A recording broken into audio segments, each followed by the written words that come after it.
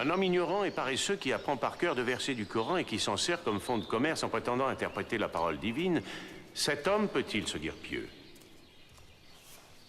La connaissance des textes exige des années d'efforts, d'études approfondies et bien sûr de recherche et de réflexion personnelle aussi.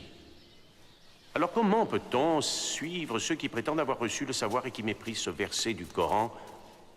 Au nom d'Allah le miséricordieux, tel homme ignorant se procure des discours futiles pour égarer les autres hors du chemin de Dieu et prendre celui-ci en dérision. Ceux-là subiront un châtiment ignominieux. Vraie est la parole du Tout-Puissant. Car nul n'a le droit de prétendre détenir la vérité ici-bas. Et même le calife Al-Mansour, il est sujet à l'erreur?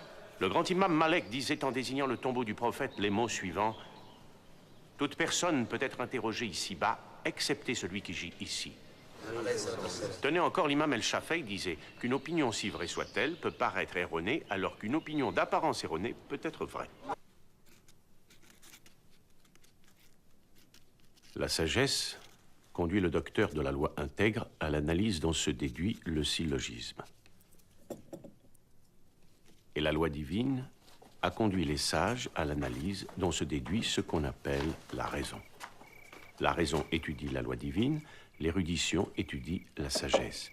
J'affirme que ce qui est prouvé, sans être attesté par la jurisprudence, est sujet à interprétation.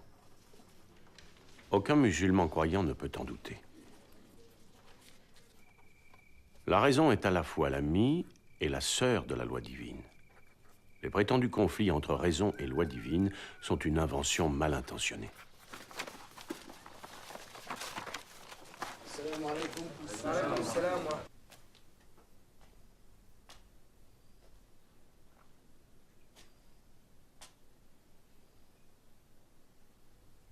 Marwan est mort par ma faute.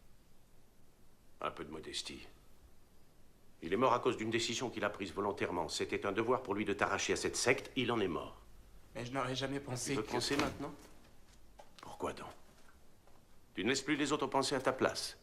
Écoute, si c'est une épaule que tu cherches pour pouvoir te lamenter sur ton sort, je te préviens que je ne suis ni Marwan, ni ton père. Marwan non plus n'était pas mon père. Mais il avait choisi d'être comme un père pour toi.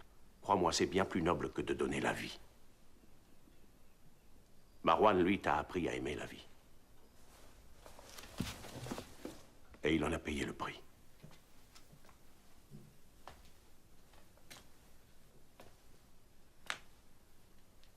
Mon vrai père, le calife, il s'est jamais occupé de moi. Tout homme a ses limites. Et il t'a donné ce qu'il avait à donner, pas plus. Mais tu n'es plus un enfant aujourd'hui. Et tu es responsable des choix que tu fais. À 20 ans, on n'a plus le droit de dire « J'ai perdu ma maman quand j'étais petit, j'en ai souffert. Mon père préférait mon frère, ça m'a complexé. C'est pour ça que je me suis renfermé et que le monde me fait horreur. Après ce que j'ai subi, j'ai le droit de l'accuser d'impiété. » Facile. Oh oui, facile de justifier la paresse, la jalousie, la haine que tu caches au plus profond de ton cœur en rejetant la faute sur les autres. Dis-moi, c'est la gloire que tu recherches. Mets-toi au service des autres et elle te sera accordée. Mais c'est toute la haine que tu voues à ton prochain qui est blasphématoire. L'impiété, tu y as sauté à pieds joints. Mais je ne voulais que répandre la parole de Dieu. Parce que ma parole vient de Satan? Qui, toi? C'est toi qui veux répandre la parole divine? Quel prétentieux. Mais tu es tellement bête et ignorant que tu ne vois pas que tu es creux, que tu répètes les absurdités qu'on te dit. J'apprends de vers par cœur, je suis poète. J'apprends de versets du Coran, je suis savant. De la médecine, qu'est-ce que tu sais? Ou de l'astronomie? Des mathématiques? De la chimie?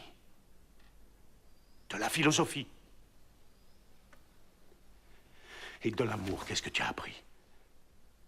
De la vérité? De la justice? Mais que sais-tu de tout ça pour vouloir répandre la parole divine? Réponds-moi! Réponds-moi. Mais à quoi ça sert? Je ne sais même plus pourquoi j'écris.